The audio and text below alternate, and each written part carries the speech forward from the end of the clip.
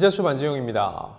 최근에 저희 올드스타에서 박수홍 씨를 둘러싼 논란, 이승기 씨를 둘러싼 논란들에 대해서 말씀을 드렸는데 이 댓글을 보면 계속적으로 질문이 나옵니다. 도대체 왜 이런 일이 반복되나요? 유명 연예인들이, 그것도 어린 분들도 아닌데 이분들이 도대체 왜 이 지경이 되도록 모르고 있었나요? 라고 물어봅니다. 그래서 그거에 대한 명쾌한 답을 오늘 드릴까 합니다. 그런데 이 박수홍 씨, 이승기 씨 얘기를 하기 전에 우리가 이 전체 논란을 다루려면 한 분의 이야기를 더 알아야 됩니다. 그 주인공은 바로 원조 섹시 디바 김완선 씨입니다. 김완선 씨는요, 데뷔 후 13년 동안 활동하면서 정산금이 아예 0원이었습니다. 이승기 씨는 18년 동안 음원 0원이었죠. 예능이나 드라마 출연료는 정산을 받았다는 거예요. 그런데 김완선 씨는 활동 전체를 통틀어 정산금이 아예 0원이었습니다. 당시 압도적인 인기를 누렸고요. 매년 100억 원에 육박하는 매출을 올린 것으로 전해졌습니다. 그렇게 13년, 약 1000억 원이 넘는 돈일 텐데 그 돈은 과연 어디로 증발을 한 걸까요? 게다가 당시 김완선 씨의 매니저는 누구였을까요? 바로 이모였습니다. 친이모. 도대체 무슨 일이 생긴 것인지, 왜 연예계에서 이런 일이 반복되는지 지금부터 시작합니다. 자, 먼저 김완선 씨가 어떤 가수인지 좀 짚고 넘어갈게요. 당시 이 여성 댄스 가수로서 댄스뿐만 아니라 가창력까지 갖춰서 많은 이들의 각광을 받았고 또 히트곡도 무수히 배출했습니다. 데뷔 당시 어둠이 무서워요, 이 가사 때문에 유명했던 이 노래 오늘 밤은 어둠이 무서워요 신인임에도 30만 장이 팔렸고요. 자, 2년차 징크스도 없었습니다. 나홀로 뜰 앞에서와 리듬 속의 그 춤을이 연이어 히트를 했고요. 1988년 3집은 이장희 씨가 프로듀싱을 했는데 나홀로 춤을 추긴 너무 외로워가 타이틀곡이었죠. 그리고 4집 기분 좋은 날, 토요일 오후, 아시죠? 모르시겠나요?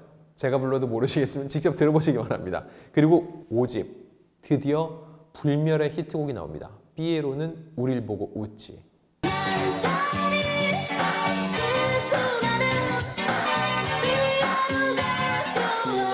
그 후에도 가장무도회.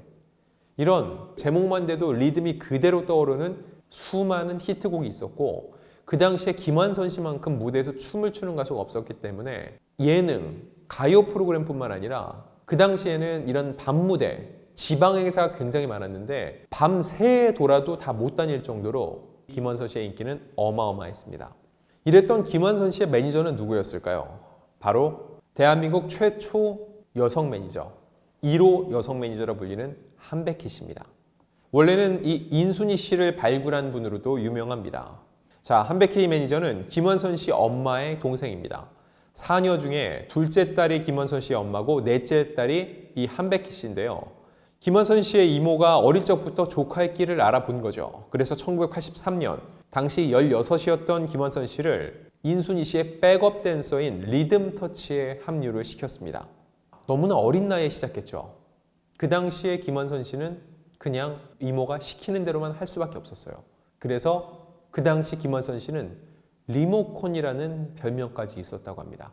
자, 이거에 대해서 지난 2011년 KBS 승승장구에 출연해서 얘기한 적이 있는데 엄마는 나에게 이모가 누르는 대로 움직이는 리모컨이라고 했다. 처음엔 왜 그럴까 했는데 점점 내가 왜 살아야 하나라는 생각까지 하게 될 정도로 내 생각이나 의견은 전혀 반영되지 않았다라는 심경을 토로하기도 했습니다.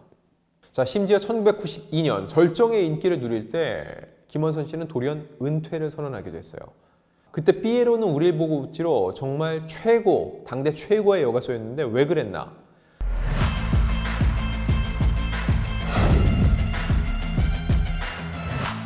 92년 11월 13일에 은퇴 선언을 했고요. 다음 날인 11월 14일 MBC 특종 연예TV와 토토즐, 토요일은 즐거워가 마지막 방송이었죠. 하지만 이건 모두 거짓이었습니다. 이게 무슨 얘기냐면 당시 홍콩 진출을 앞두고 있던 김완선 씨의 화제거리를 만들기 위해서 이 이모, 매니저가 기획한 거라는 거죠. 당시 체력의 한계를 느껴 휴식을 갖는다면서 은퇴 소감을 방송에서 말하고 이것이 대대적으로 보도가 됐는데 4년 뒤에 앨범을 발표하면서 김한선 씨는 가요계로 돌아왔습니다. 당시 김한선 씨는 은퇴 상황을 회상하면서 슬퍼서가 아니라 괴로워서 울었다고 말을 했습니다. 이 이야기인즉 은퇴를 방송을 통해 얘기할 때는 눈물을 보였죠. 내가 이제 은퇴합니다. 여러분을 떠납니다. 이 슬퍼서가 아니라 거짓말인 줄 알면서도 시키는 대로 리모컨처럼 누르는 대로 할 수밖에 없었던 그 상황이 너무나 괴로워서 눈물을 흘렸다는 거죠. 이렇던 이모와 김한선 씨는 왜 갈라서게 됐을까요? 김한선 씨 1998년 드디어 한백희 씨와 각자의 길을 가게 됩니다. 자, 이거에 대해서는 2011년 4월에 MBC 무릎팍도사에 출연해서 얘기한 적이 있는데 그 당시 나왔던 충격적인 얘기는 활동 13년 동안 돈 한 푼 못 받았다는 주장이었습니다. 김한선 씨의 수익을 전적으로 한백희 씨가 관리를 했는데 김한선 씨가 말하는 당시의 수익은 한 달에 집 3채를 살 돈입니다. 1년이 아닙니다. 한 달 일해서 집 3채를 살 정도의 금액이라는 거예요. 지금으로 환산하면 월 10억 원가량, 그러니까 활동 기간 내내 1,000억 원 이상의 매출을 올렸다는 거죠. 여기서 생각이 들어요. 정말로 한 푼도 안 줬을까? 이렇게 13년 동안 한 푼도 주지 않던 상황에서 김한선 씨가 어느 날 정산을 달라고 했더니 진짜로 한백희 씨에게 돈은커녕 수중에 14억 원의 빚만 있었다는 겁니다. 이렇게 모든 상황을 알게 된 후 김한선 씨 역시 빈 털터리로 결별을 선언할 수밖에 없었다는 거죠. 자, 그럼 이 많은 돈 다 어디다 썼을까요? 이 부분도 참 안타까운데 최근에 벌어진 일을 보면은 이승기 씨의 매니저 권 대표 수십억 원의 명품 쇼핑, 해외여행 이런 것들이 있었죠.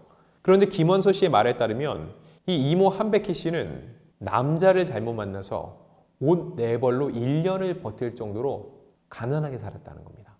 그 모습을 보면서 차라리 멋있게 옷 입고 돈을 잘 썼으면 아깝지라도 않았을 텐데 라면서 씁쓸함을 감추지 못했는데 결국은 이 남자에게 계속 빚을 대신 갚아주고 이렇게 돈을 다 써버리고 나니까 정작 본인 역시 그 돈을 하나도 쓰지 못했고 더 중요한 거, 이 돈을 벌어들인 이 주체인 김한선 씨에겐 돈 한 푼 주지 않았다는 거죠. 자, 이렇게 살았던 한백희 매니저의 말로는 어땠을까요? 한백희 씨가 김한선 씨 이후에 또 다른 연예인들의 매니저를 맡았는지는 불분명합니다. 다만 김한선 씨랑 98년에 헤어지고 2년 후인 2000년 신장이 안 좋아져서 병원 치료를 받기 시작했다고 해요. 그리고 지난 2006년 신장 이상과 합병증으로 온 당뇨로 생을 마감했습니다. 이때 김한선 씨가 마지막까지 이모의 정신적, 금전적으로 도움을 주면서 곁을 지킨 것으로 전해졌죠. 참 기구하다는 생각이 들어요.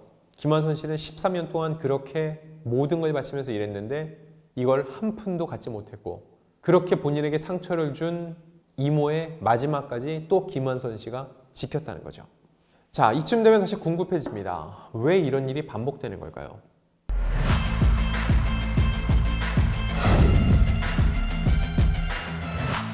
그런데 이건 연예계의 생리에서 오는 문제이기도 해요. 자, 연예인의 경우는요, 본인이 직접 돈을 받는 게 아니라 중간에 유통을 하나 둡니다. 유통책. 이게 바로 뭐? 매니지먼트 혹은 매니저입니다.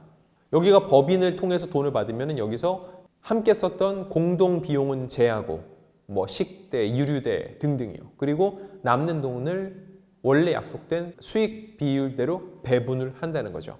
연예인들이 직접 계약을 맺거나 계약서에 이렇게 확인을 하는 경우가 많지 않기 때문에 실질적으로 본인이 얼마를 받는지 모르는 경우도 있고 심지어 몇몇 경우에는 이중 계약서를 만들기도 합니다. 본인이 1억 받기로 본인은 사인해 놓고 해당 연예인에게는 5천만 원짜리 보여주는 거예요. 그럼 5천만 원은 자기가 이렇게 가져가고 나머지 5천만 원만 나눈다는 거죠. 근데 본인 입장에선 이게 실제 원본 계약서인지 이중 계약서인지 어떻게 알죠? 이 이야기는 뭐예요? 원래 돈을 주는 사람한테 전화해서 물어봐야 되는 거죠. 나 얼마 줬어요? 근데 이게 쉽지 않다는 거예요. 이렇게 주면은 서로 사이가 안 좋구나, 믿지 못하는구나, 문제가 있구나. 이게 결국은 매니저의 문제가 아니라 이 스타의 구설이 됩니다. 내가 이렇게 치칠지 못했어, 변변치 못했어, 혹은 제대로 이루어지고 있으면은 의심병이 많아, 사람을 믿지를 못해, 이런 식의 소문이 돈다는 거예요. 그래서 돈적인 얘기, 원래 돈 얘기하는 게 참 힘들잖아요. 연봉 협상 너무너무 힘들죠. 이건 연예인들도 마찬가지예요. 가서 내 입으로 나 얼마 주세요, 아니면 못해요, 나 출연 못해요, 이런 말 못한다는 거예요. 이미지상으로도 못하고 말하기 힘들죠. 그래서 이걸 대신해줄 매니저를 두는 건데 이 매니저가 중간에서 믿고 맡겼는데 특히 몇몇 매니저들이 합심해서 한 명을 속이는 건 너무나도 쉬운 일이라는 겁니다. 주변에 도움이라도 요청하지 그러냐라고 얘기를 하죠. 아까 말씀드렸죠. 주변에 이런 걸 얘기하는 것 자체가 소문이 퍼져나가고 야, 연예인 A가 톱스타 B가 이랬대 저랬대 이거 자체가 전부 다 하나하나 구설이 된다는 겁니다. 그러다 보니까 믿을 만한 사람한테 맡기고 신경을 안 쓰려고 한다는 거예요. 당연히 그러려니 하는 건데 이런 연예계의 생리 때문에 결국 이런 피해가 발생을 하는데 여러분 그건 알고 계셔야 돼요. 우리가 지금 몇몇 사건들이 너무 크게 불거지니까 연예계가 다 그래라고 하는데 다 그러지 않습니다. 이 사안들이 기사화되고 논란이 되는 건 평범치 않은 사례여서 그러는 거예요. 이게 말이 돼 할 정도로 말도 안 되는 일이기 때문에 기사화가 되고 이슈가 되는 거죠. 그렇게 몇몇 일탈을 하고 나쁜 짓을 하는 이들이 있기 때문에 이런 선의의 피해자가 발생된다는 거죠. 그들의 잘못은 뭐예요? 김완선, 박수홍 그리고 이승기의 잘못은 누군가를 믿고 그들에게 전적으로 맡겼다는 것 외에는 잘못이 없습니다. 여기서 중요한 거 하나, 관계 설정의 중요성입니다. 제가 계속하는 얘기가 뭐예요? 믿고 맡긴다는 거죠. 믿고 맡긴다는 거. 여러분은 세상에서 누굴 제일 많이 믿으시나요? 믿을 건 가족밖에 없다. 이런 얘기 많이 하죠. 핏줄은 땡긴다. 박수홍 씨 보세요. 친형이었습니다. 친형에게 모든 걸 맡겼고 30년 동안 박수홍 씨 그동안 방송한 걸 쭉 보면은 끊임없이 친형을 칭찬해요. 이런 사람 없다. 나는 가족밖에 없다. 가족만을 위해 산다라고 했는데 그 형이 무려 30년 동안 박수홍 씨를 속여왔다는 겁니다. 그럼 김완선 씨는요? 마찬가지예요. 이모. 사실 이모는 굉장히 가까운 존재잖아요. 당연히 믿고 모든 걸 함께 해왔는데 그분이 무려 13년 동안이나 나를 이렇게 힘들게 하고 날 속일 거라고 생각이나 했겠습니까? 그리고 이승기 씨요. 자, 이승기 씨 쪽이 맨 처음에 언론에 공개한 보도자를 보면 이런 얘기가 있습니다. 단순히 음원료 정산의 문제를 떠나 오랜 기간 연을 맺으며 가족처럼 의지해왔던 후크 및 권모 대표와의 신뢰관계가 지속될 수 없다고 판단했다. 어떤 키워드가 있죠? 가족.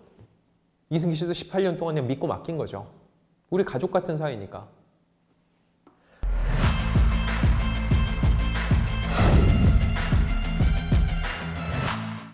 또 하나의 공통점이 있습니다.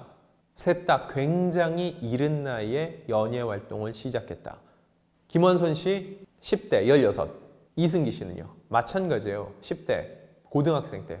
둘 다 미성년자일 때 시작을 했기 때문에 본인이 주도적으로 뭔가를 하기 힘들었고 대리인을 내세우고 위임장을 써주고 내가 믿고 맡겼던 핏줄, 가족같이 생각했던 사람이 나를 십수년간 속여왔다? 참 벗어나기 힘들다는 겁니다. 박수홍 씨는요. 30년 전 박수홍 씨도 이제 고등학교 갓 졸업하고 이제 20살 되자마자 활동을 시작하면서 처음부터 형에게 일을 맡겼어요. 마찬가지입니다. 그들의 잘못이라면 어린 나이에 활동을 시작하면서 미성년자로서 본인이 모든 걸 컨트롤할 수 없을 때 유일하게 믿을 수 있다고 생각한 사람에게 맡겼고 그 사람을 전적으로 신뢰한 것밖에 죄가 없다는 겁니다. 자, 이렇게 연예계의 생리 그리고 연예인들이 굉장히 어린 나이에 아직은 세상을 다 알지 못하는 나이에 활동을 시작하고 천문학적인 금액의 돈을 벌어들인다는 거. 그러다 보니까 믿을 만한 사람에게 무언가 맡긴다는 거. 근데 그 믿을 만한 사람이 믿지 못할 행동을 할 때 그거를 혹시라도 구설이 될까 주변에 도움 요청을 하지 못한다는 거. 이런 것들이 맞물려서 이런 일들이 반복되고 있다는 거죠. 그런데 제가 말씀드리고 싶은 건 뭐냐면요. 가족 같다라는 이 미명은 정말로 미명일 뿐입니다. 그 미명하에 얼마나 많은 잘못이 저지르고 있을 수 있다는 거 우리는 항상 명심을 해둬야 되고요. 웬만하면은 직접 챙기셔야 돼요. 내가 조금 힘들고 귀찮아도 내가 직접 하나하나 챙기는 자세가 없다면 누군가 그 허점을 파고들려는 사람이 생긴다는 걸 명심하셔야 됩니다.